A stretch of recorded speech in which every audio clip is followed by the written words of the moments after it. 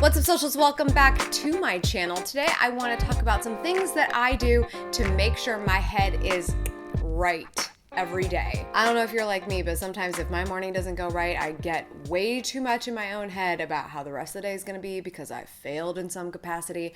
So there are a few things that I do every single day to keep my head right. And I'm going to go over those 7 things with you. It's not 7, it's 10. Overachiever. Number 1, first and foremost, I go and make that big glass of lemon water. I'm really not the best water drinker. I truly am not, unless it is called LaCroix. But in the morning, I'm like feeling very dehydrated and gross, and the best thing in the world is just swallowing 16 ounces of lemon water.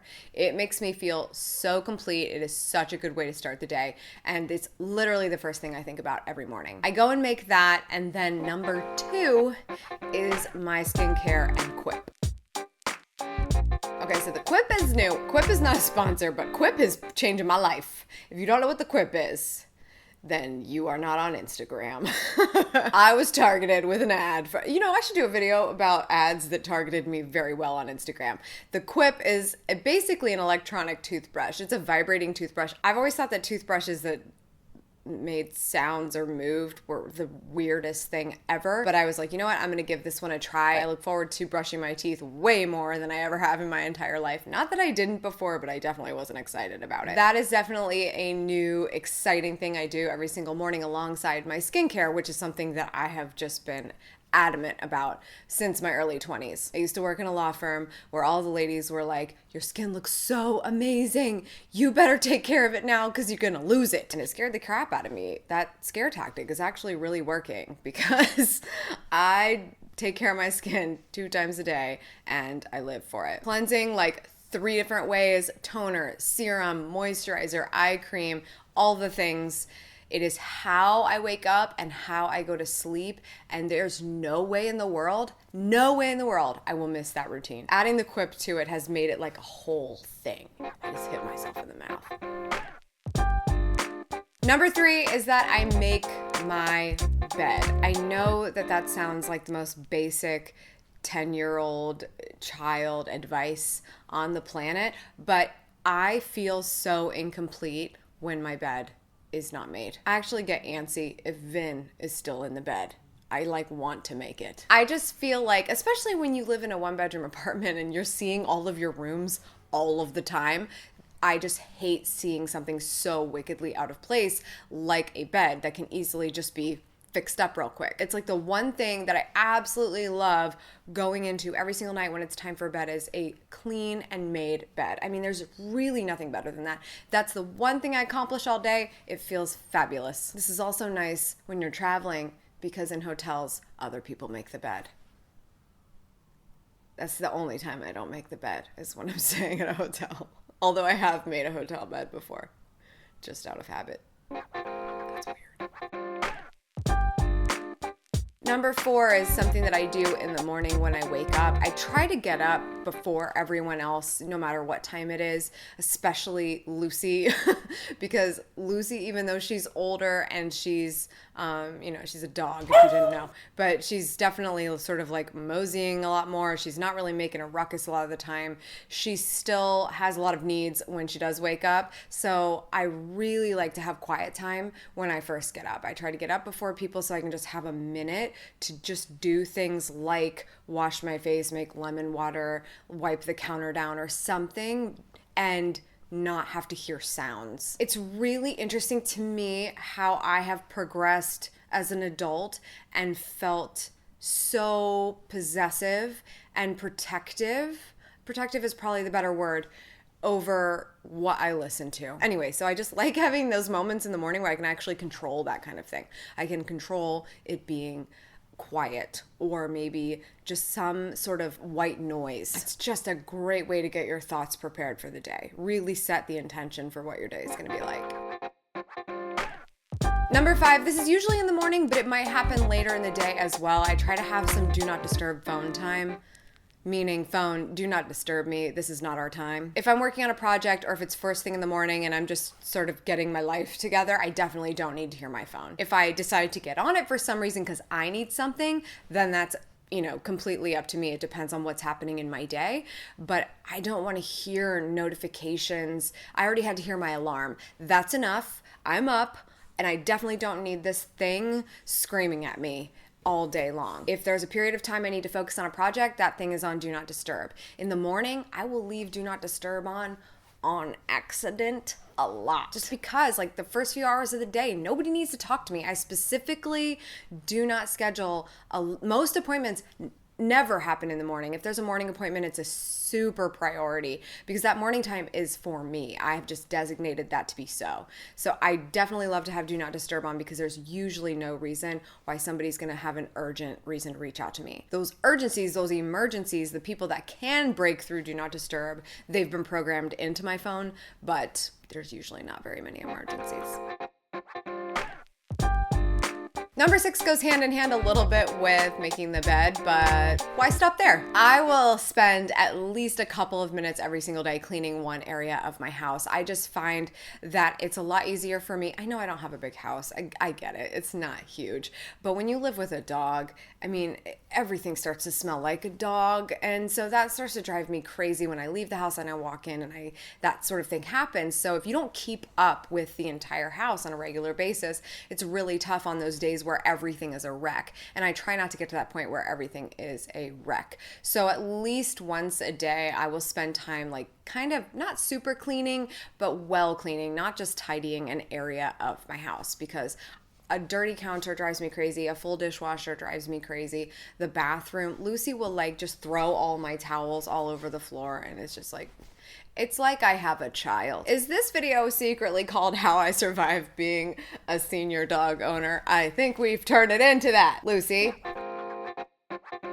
Number 7 is something that I constantly give myself kind of crap for that if I don't do it, but I'm really working into getting into a better habit of it, and that's just writing. Whether it's writing what my, to-do list or goals are for the day, or writing a blog post, or just writing my thoughts out just to get them out of my head if I've been doing a lot of thinking while I was sleeping or before bed or anything like that.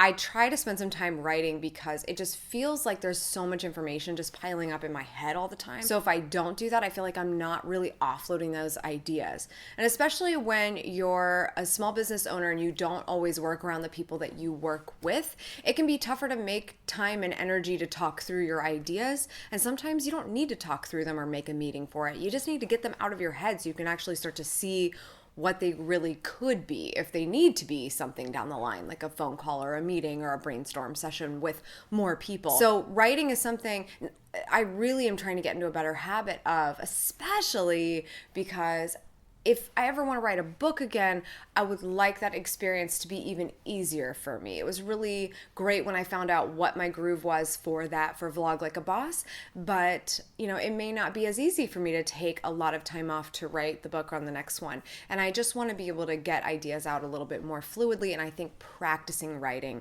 really helps with that. If you want to see where I tend to be writing, it's either on Medium or LinkedIn. I will leave those links in the description. The other day I wrote about how I got my first client, which I've also done a video about here, and I wrote about why emojis have been a big part of my life for a period of time, which is just, I don't know, it was the only thing on my mind that morning apparently.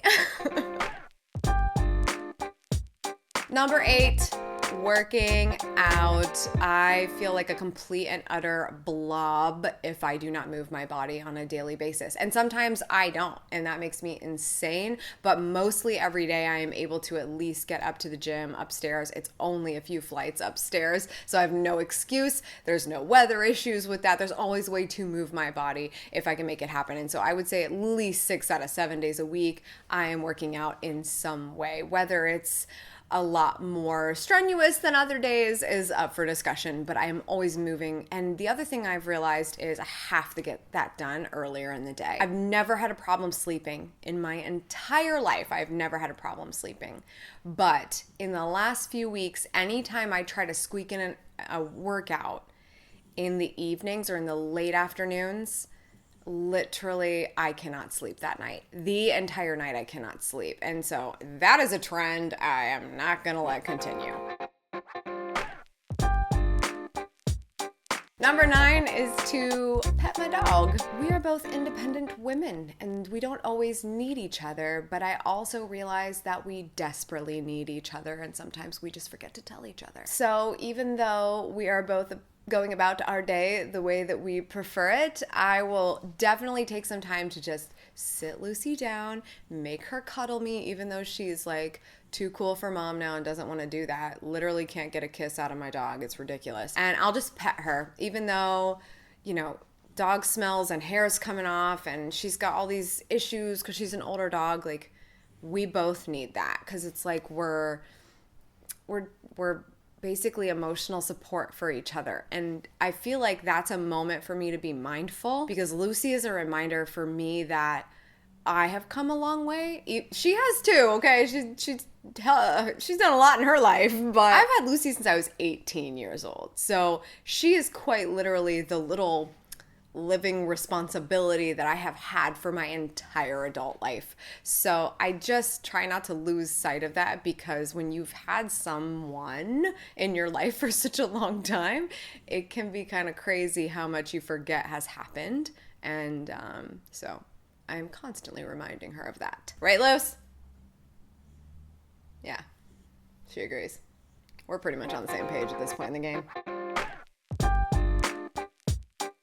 And finally, the last thing that I do every day to keep my head right is, I believe the analogy is eat the frog.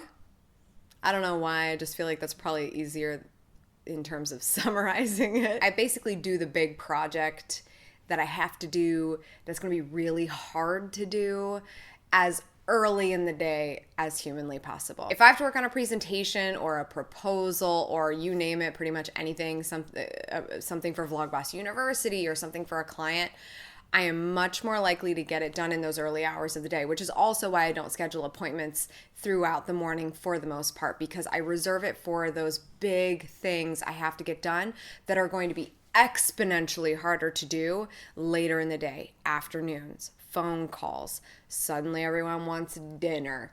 The whole thing, it's so much easier to go after that stuff in the morning. And so if I don't, I definitely feel off in equilibrium the rest of the day because I'm thinking, I was supposed to work on that presentation and I know that my attention span at 3 p.m. is worthless. So way to go. You should have done it this morning, but instead you were online shopping with coffee. So whose fault is that? Those are the 10 things that I do every single day to keep my head right. What do you do? What's something that you feel like if you didn't do it every day would be an enormously missing agenda item that would just make you feel a little bit off? What is that thing? Leave it in the comments below. I would love to see what your answers are. If you enjoyed this video, please let me know with a big thumbs up. That's how I figure out what to do next. So I really, really, really need you to do that for me. That's all for today's socials. Thank you so much for tuning in. I appreciate it. As always, make sure you subscribe for good vibes and remember to get your head right and do what you gotta do because you're the only one that's gonna make it happen so that you can go after the life you want. Cheers. Lucy, I really appreciate you holding on that snore. I think we ended real strong. Nice work.